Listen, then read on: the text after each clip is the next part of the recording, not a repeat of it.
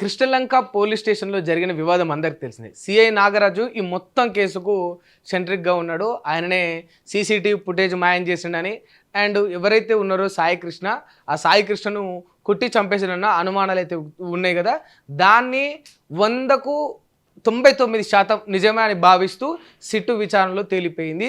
ఆ సంబంధించిన సిట్టు కొన్ని పాయింట్లను రైజ్ చేస్తూ స్పష్టంగా తన యొక్క రిమాండ్ రిపోర్ట్లో స్పష్టం చేసింది. కొన్ని ఊహించని ఆ యొక్క పాయింట్స్ని, ఊహించని విషయాలను సిట్టు రిమాండ్ రిపోర్ట్లో పెట్టింది. ఒకసారి అవి ఏంటి అనేది కూడా ఇక్కడ చాలా స్పష్టంగా చూద్దాం. అసలు ఫస్ట్ ఈ సిఐ నాగరాజు ఏం చేసిండు అనే దాన్ని మొత్తం కూడా చాలా క్లుప్తంగా మొత్తం కూడా ఈ రిమాండ్ రిపోర్ట్లో తెలిపింది. మీరు ఇక్కడ చూడొచ్చు చాలా స్పష్టంగా. ఇది పేజ్ 1. ఈ పేజ్ 1లో this is a case of illegal detention, wrongful confinement and murder a person and intentionally causing the disappearance of evidence and giving false information that occurred అని చాలా స్పష్టంగా తేదీలతో సహా చెప్పింది. ఇది ఒక అంశం. ఇది సిట్టు తన యొక్క రిమాండ్ రిపోర్ట్లో చెప్పింది. అయితే ఇక్కడ ఊహించినట్టు ట్విస్ట్గా పేజ్ నెంబర్ 5లో ఒక స్పష్టమైన విషయాన్ని వీళ్ళు తెలియజేసిండ్రు. ఇక్కడ చూడొచ్చు మీరు. ఇక్కడ ఇది page number 5. SI of police Krishnalanka PS categorically stated that when he went to the Krishnalanka police station to receive a Flipkart delivery packet he found the deceased in the police station in between 6th and May, అంటే May 6th 2026 నుండి to 8th May 2026 on of the day as he knows the deceased accused in a murder case of Chillakallu PS. ఆ Chillakallu PS సంబంధించి అక్యూజ్డ్గా ఉన్న ఆ సాయి కృష్ణ ఎవరైతే ఉన్నారో ఆయనని ఈ తేదీ నాడు ఈ కృష్ణలంక పిఎస్లో స్పష్టంగా చూసిన అతనే అని చెప్పి ఎవరు చెప్తా ఉన్నారు? ఆ కృష్ణలంక పోలీస్ స్టేషన్ ఎస్ఐ చెప్తా ఉన్నాడు. కృష్ణలంక పోలీస్ స్టేషన్ ఎస్ఐ చెప్తా ఉన్నాడు.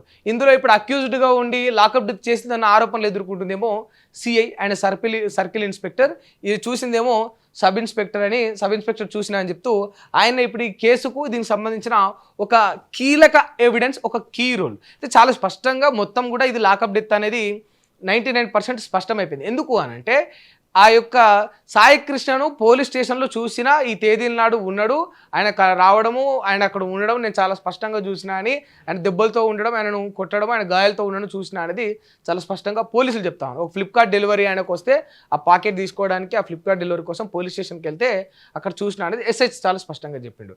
అండ్ సీసీటీవీ ఫుటేజ్ మొత్తం కూడా మాయమైపోయింది. ఎగ్జాక్ట్లీ మే 1st నుంచి జూన్ 1st వరకు ఆ నెల రోజుల కాల వ్యవధిలో ఉన్న సీసీ ఫుటేజ్ మొత్తం కూడా మాయమైపోయింది. అయితే ఇంకొక విషయం ఏంటంటే ఇక్కడ ఈ ఎవరైతే సిఐ నాగరాజే ఇది మొత్తం చేసిందన్న దానికి కీలక ఎవిడెన్స్ ఏంటంటే గతంలో ఒక పర్సన్ క్రాంతి అనే ఒక దళిత యువకుడిని కూడా ఇట్లనే ఈ సిఐ నాగరాజు చాలా వేధించడం వల్ల ఆయన సూసైడ్ చేసుకొని ఒక సెల్ఫీ వీడియో కూడా రిలీజ్ చేసాడు. అది కూడా ఇప్పుడు ఈ కేసుకు అంటే కీ రోల్ ప్లే చేస్తా ఉన్నాడు. అంటే సిఐ నాగరాజు యొక్క గత చరిత్ర కూడా అది నేర చరిత్రగానే ఉన్నది. గతంలో ఆయన యొక్క యాక్టివిటీస్ కూడా అంటే అక్యూజులను ఇబ్బంది పెట్టడం, అటు మానసికంగా ఇటు శారీరకంగా కొట్టడం, దుర్మార్గంగా కిరాతకంగా క్రూరంగా ప్రవర్తించేవాడని అక్కడ ఉన్నవాళ్ళు, గతంలో ఆయన బాధితులు ఎవరైతే ఉంటారో వాళ్ళందరూ కూడా ఇప్పుడు ముందుకు వస్తూ ఉంటారు. అంటే ఈ సిట్ ఇన్వెస్టిగేషన్ మొత్తంలో కూడా తేలిపోయింది వీళ్ళు కేవలము ఈ సీసీటీవీ ఫుటేజ్ను మాయం చేయడంతో పాటు, సీసీటీవీ ఫుటేజ్ లేకుండా చేయడంతో పాటు, కొందరిని మ్యానిపులేట్ చేయడంతో పాటు తప్పుడు సాక్ష్యాలను సబ్మిట్ చేసి కేసును మొత్తం కూడా తప్పుదోవ పట్టించే ప్రయత్నం కూడా మొత్తం ఈ సిఐ నాగరాజ్ చేసిండు. ఇప్పుడు అరెస్ట్ అయ్యిండు, రిమాండ్కు తరలించారు. కానీ ఒక విషయం ఏంటంటే నిజంగా అంటే ఇక్కడ ఒక కేసులో 4-5 కేసులు ఉన్నాయి. ఈ సాయి కృష్ణ అనే వ్యక్తి మీద పలు కేసులు ఉన్నాయి. అండ్ కొన్ని వీటిలలో క్రిమినల్ కేసులు ఉన్నాయి, కొన్ని నార్మల్ కేసులు ఉన్నాయి. వాటెవర్ అతనికి రౌడీ షీట్ ఉండొచ్చు, అతను రౌడీ అని ముద్ర ఉండొచ్చు, వాటెవర్. కానీ ఇప్పుడు చట్టం అనేది ఒకటి ఉన్నది కదా. అంటే ఇప్పుడు పోలీస్ డ్రెస్ వేసుకునే వ్యక్తులకు తెలుసు, లాయర్లకు తెలుసు, సామాన్యులకు తెలుసు, ప్రతి ఒక్కరికి తెలుసు చట్టం అనేది ఒకటి ఉంటుంది, దానికి ఒక ప్రొసీజర్ ఉంటుంది.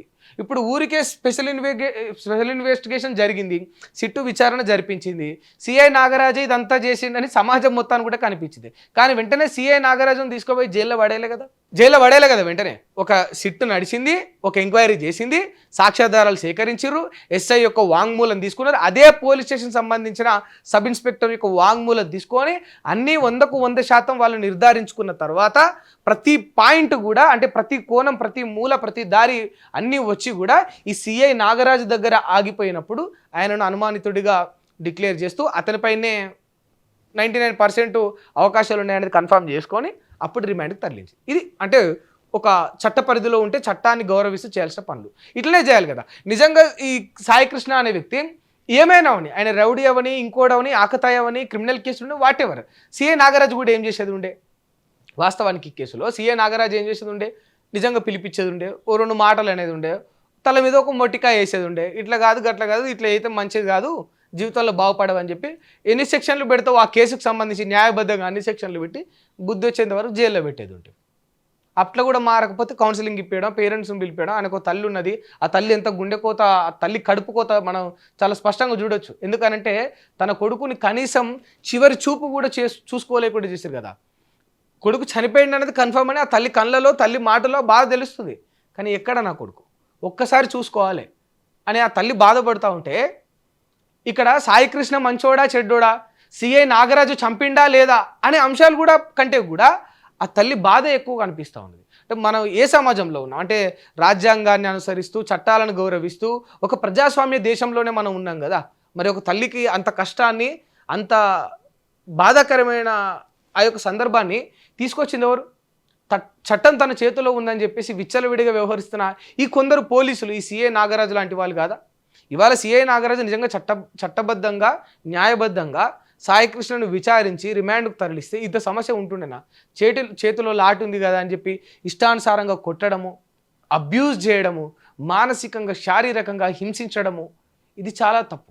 అంటే ఎన్ని లాకప్ డెత్తులు చూస్తున్నామంటే ఎంత దౌర్జన్యానికి పాల్పడతా ఉన్నారు, ఎంతటి ఇంకా నీచమైన స్థాయికి పోలీసు వ్యవస్థ దిగజారిపోతుందని ఒకసారి ఆలోచించుకోవాలి. అంటే ఇప్పుడు అందరినీ 100% ఉన్న వాళ్ళందరినీ అనట్లేదు, కానీ ఎవరైతే వీటికి పాల్పడతా ఉన్నారో వాళ్ళను చాలా స్పష్టంగా నిర్ధారించబడింది. నిన్న కొందరు save police and save democracy అని కొందరు ప్లకార్డ్స్ పట్టుకొని వచ్చారు. సిఐ నాగరాజు గొప్పోడు, సిఐ నాగరాజు జిందాబాద్, సేవ్ పోలీస్. ఇప్పుడు రండి, సిట్టు తన విచారణలో చాలా స్పష్టంగా తన రిమాండ్ రిపోర్ట్లో చెప్పింది. సిఐ నాగరాజు పడ్డ ముచ్చట్లు, సిఐ నాగరాజు చేసిన ఈ కేసును తప్పుదో పట్టించడానికి ఆయన చేసిన ప్రయత్నాలు మొత్తం కూడా ఇందులో చాలా స్పష్టంగా ఉన్నాయి. చాలా స్పష్టంగా రాసి ఇందులో చెప్పింది. ఇప్పుడు రండి, ఇప్పుడు సేవ్ పోలీస్ అనండి, ఇప్పుడు అనండి చూద్దాం.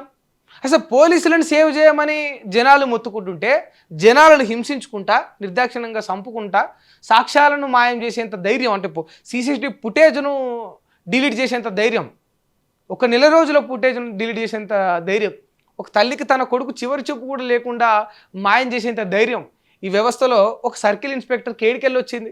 అంటే దయచేసి అంటే మీరు ఎవరైతే కూడా ఇట్లాంటి వ్యక్తులకు సపోర్ట్ చేస్తూ ఉన్నారో వాళ్ళు కూడా ఆలోచించుకోండి ఒకసారి. అంటే మరి మనం నిజంగా సపోర్ట్ చేసేవాడు మంచోడేనా?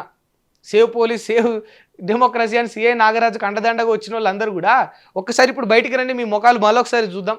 నిజంగా అంటే కేవలం ఇక్కడ సిట్టు యొక్క రిమాండ్ రిపోర్ట్ గురించే కాదు, ఈ సమాజంలో ఉన్న నైతిక విలువల గురించి, పోలీస్ వ్యవస్థ గురించి, నిజంగా ఓ తల్లికి ఉన్న కష్టాల గురించి, ఆ తల్లికి పిల్లల మీద ఉండే ప్రేమ గురించి, ఇక్కడ ఉన్న డెమోక్రసీ గురించి, మీరు ఎవరైతే డెమోక్రసీ గురించి మాట్లాడారో ఆ డెమోక్రసీ గురించి కూడా మనం మాట్లాడుకోవాల్సిన అవసరం ఉన్నది.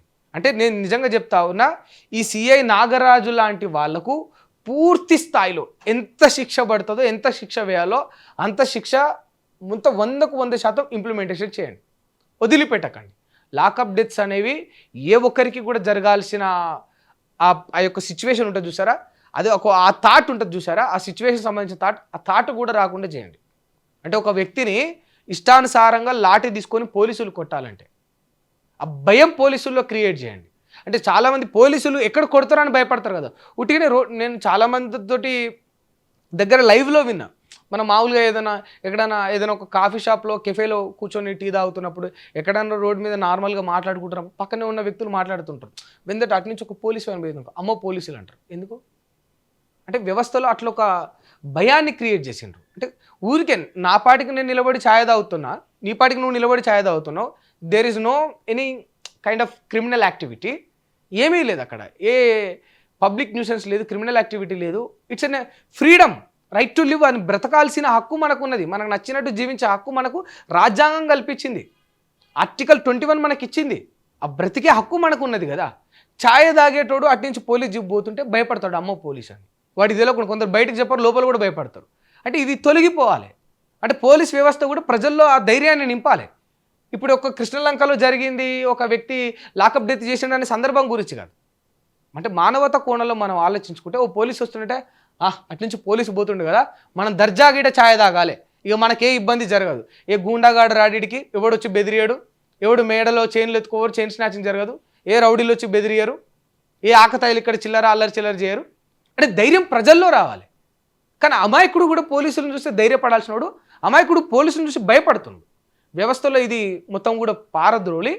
దయచేసి పోలీసులు అంటే ఒక నమ్మకాన్ని, ఒక ధైర్యాన్ని నింపాల్సిన బాధ్యత మొత్తం పోలీస్ సిస్టమ్ మీద, పోలీసు రంగం మీద ఉంటుంది. సో అట్లీస్ట్ మీరు అది నింపకున్నా గిట్ల దుర్వినియోగం మాత్రం చేయకూరి. ఈ సిఐ నాగరాజు లెక్క మనుషుల్ని కొట్టి చంపకూరి.